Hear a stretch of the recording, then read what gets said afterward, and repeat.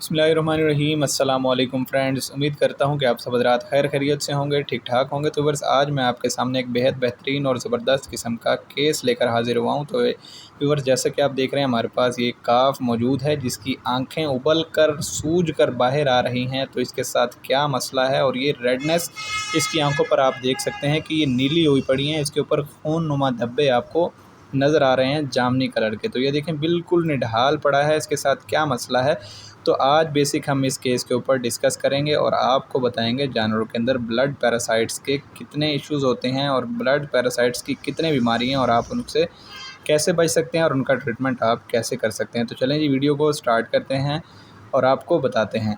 तो वीडियो को आपने लास्ट तक पूरा देखना है। अगर आप चैनल पर नए हैं तो चैनल को लाजमी सब्सक्राइब कर लें, और अगर आप मेरा फेसबुक पेज देख रहे हैं तो पेज को भी लाजमी फॉलो कर लें, ताकि वक्तन फ़वक्तन आपको इस तरह की अपडेट्स मिलती रहें।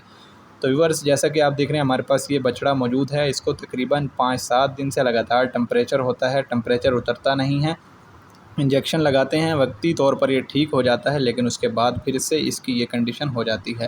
तो फिर सबसे पहले मैं आपको बताता चलूँ, ये सब होता है ब्लड पैरासाइट्स की वजह से। आप देख सकते हैं इसके ये प्री स्कैपुलर लिम्फ नोड्स जो हैं ये भी स्वेल किए हुए हैं।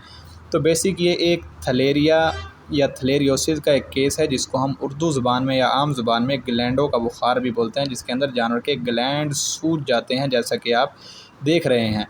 तो ये इस जानवर के अंदर, इस काफ के अंदर ये डिज़ीज़ कैसे मुंतकिल हो गई, ये भी मैं आपको बताता हूँ और साथ साथ आपको दिखाता भी हूँ, और साथ इसके ट्रीटमेंट के ऊपर भी बात करेंगे। आपने ये ट्रीटमेंट इसका कैसे करना है और कितने दिन करना है। सबसे पहले आप अलामात देख लें। अलामात में आप देख सकते हैं कि इसकी आंखें सूजी हुई हैं, इसका फेस के ऊपर तकरीबन स्वेलिंग आई हुई है, और आंखें इसकी अंदर से जामनी और रेड कलर की हुई हुई हैं, और ये उठ नहीं सकता, और खाना पीना इसका जो है वो ख़त्म हो चुका है, खाता पीता भी नहीं है, और सर भी इसका भारी हुआ है, और इसको हाई राइज ऑफ टेम्परेचर और सही तरीके से चल भी नहीं सकता, और डिहाइड्रेशन भी है। तो अभी आते हैं मेन वजह। ये देखें जी, जानवर के ऊपर चिच्चड़ आपको नज़र आ रहे हैं। इसकी माँ है ये इस बछड़े की, इसके ऊपर टिक्स मौजूद हैं जो कि इस बीमारी का सबब बने हैं। जो जैसे ही बछड़ा अपनी माँ का दूध पीने जाता था, तो उसके ऊपर से जो टिक्स थे वो इसको लगे हैं, और जानवर के अंदर, एक जानवर से दूसरे जानवर के अंदर बीमारी का फैलाव ऐसे हो जाता है जैसे मैंने आपको दिखाया है। ठीक है, ये बेसिकली टिक्स क्या काम करते हैं। टिक्स एक जानवर से दूसरे जानवर के ऊपर ट्रांसफ़र होते हैं, और ये जैसे ही जानवर को बाइट करते हैं और अपने सलाइवा के थ्रू जानवर के ब्लड के अंदर बीमारी को मुंतकिल कर देते हैं, और साथ ही साथ 2 से 3 हफ्ते के अंदर जानवर के बच्चे के अंदर ये अलामात या किसी भी जानवर के अंदर आपको ये देखने को आ सकती हैं। जानवर उठेगा नहीं, ये मतलब कि उठ जाता है बाज़-औक़ात, लेकिन इसके लिम्फ नोड सूज जाएंगे। जानवर को कभी कब्ज़ होगी या डायरिया करेगा, ब्लडी डायरिया करेगा अगर बच्चा है या बड़ा है।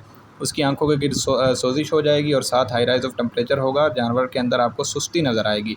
तो इसके ट्रीटमेंट के ऊपर अब बात करते हैं जी। इसके ट्रीटमेंट के अंदर हम लोग ब्यूपारवाकोन यूज़ कर सकते हैं। ब्यूपारवाकोन के अंदर डिफरेंट कंपनीज़ का ब्यूपारवाकोन आता है, लेकिन ओरिजिनल एक ही है, जिसको हम ब्यूटालेक्स बोलते हैं। क्योंकि हमारे पास वो अवेलेबल नहीं था, इसलिए हम यहाँ पर ब्यूपारवा एटर्ना कंपनी का यूज़ कर रहे हैं, और साथ ही साथ हम कीटोजेक्ट एनसेड के तौर पर और ऑक्स्ट्रा एल जो कि एंटीबायोटिक है। यहाँ पर हम लाजमी बात यह है कि, और जो ज़रूरी है वो मैं आपको दिखाता चलूँ, वो ये है कि हाँ, आपने ब्यूपारवाकोन के साथ ऑक्सीटेट्रासाइक्लिन का लाजमी यूज़ करना है, क्योंकि ये एक साइनर्जिज़म इफ़ेक्ट बनाएगा, जिससे जानवर के अंदर बहुत जल्दी बेहतरी आएगी। जानवर के रिकवरी के चांसेस बहुत ज़्यादा हो जाएंगे। और साथ हाई राइज ऑफ टेम्परेचर के लिए आपको कीटोजेक्ट या कीटोप्रोफिन या फ्लोनेक्सिन या मिलॉक्सिकेम कोई भी आप यूज़ कर सकते हैं। और साथ आपने यूज़ कर लेना है डेक्सामेथासोन स्टार्ट के अंदर, ताकि कहीं पे भी स्वेलिंग है वो इसकी ख़त्म हो जाए।